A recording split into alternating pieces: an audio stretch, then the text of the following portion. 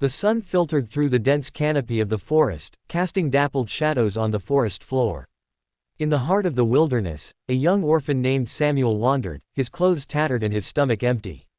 He had been surviving on berries and roots, ever since he fled the orphanage that treated him more like a burden than a child. His only companions were the chirping birds and the rustling leaves, which seemed to whisper secrets of the forest. One day, as Samuel ventured deeper into the woods in search of food, he stumbled upon a sight that made his heart race. Lying beneath a large oak tree was a man, his body covered in blood and his breathing shallow. The man's skin was tanned, and his features bore the distinct markings of a native warrior. An arrow protruded from his shoulder, and his eyes fluttered open as Samuel approached. "Help me," the man whispered, his voice barely audible. Samuel hesitated for a moment, fear gripping his heart. But the compassion within him overpowered his fear. He tore a piece of cloth from his shirt and pressed it against the man's wound, trying to stop the bleeding. The warrior winced but nodded in appreciation. Over the next few hours, Samuel tended to the man's wounds, using his limited knowledge of herbs and first aid.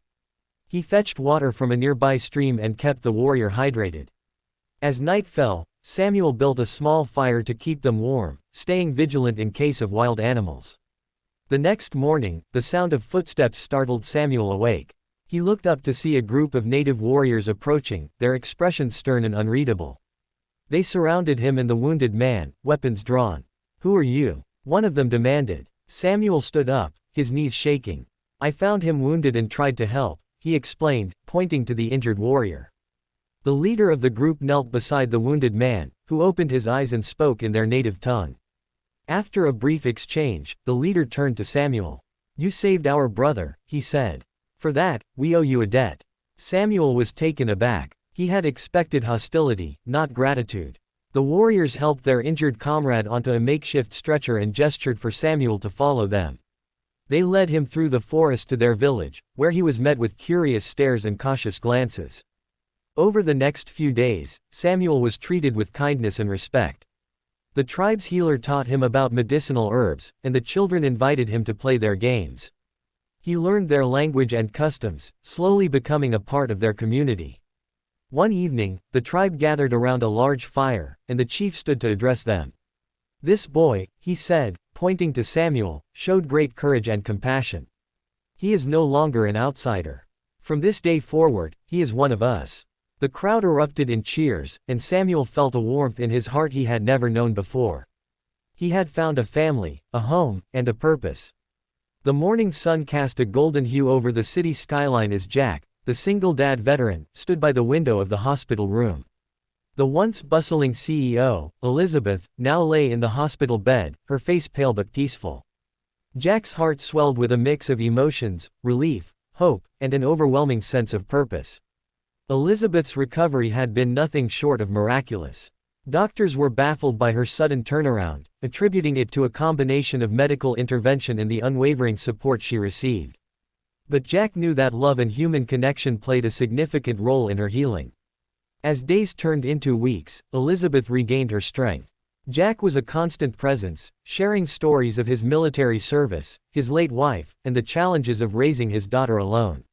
Elizabeth, in turn, opened up about the pressures of leading a corporation, the loneliness that came with success, and her longing for genuine connections. Their bond deepened, rooted in shared experiences and mutual respect. Jack's daughter, Lily, brought joy and laughter to Elizabeth's days, reminding her of the simple pleasures in life. One evening, as the trio sat watching the sunset from the hospital's rooftop garden, Elizabeth turned to Jack. "You've given me a second chance at life," she said, her eyes glistening with tears. Jack smiled, taking her hand gently. "Sometimes, all we need is someone to believe in us," he replied. Inspired by her experience, Elizabeth decided to make significant changes in her life. She stepped down as CEO, choosing to focus on philanthropic endeavors. Together with Jack, she established a foundation dedicated to supporting veterans and single parents, providing them with resources, counseling, and community support. Their story became a beacon of hope, illustrating the transformative power of love, compassion, and second chances. Ending message for viewers. In a world where success often overshadows humanity, this story reminds us of the profound impact of genuine connections. If this tale touched your heart, inspired your spirit, or reminded you of the beauty of unlikely bonds, please subscribe to our channel. More stories like this, raw, real, and unforgettable, are waiting for you. Asterisk.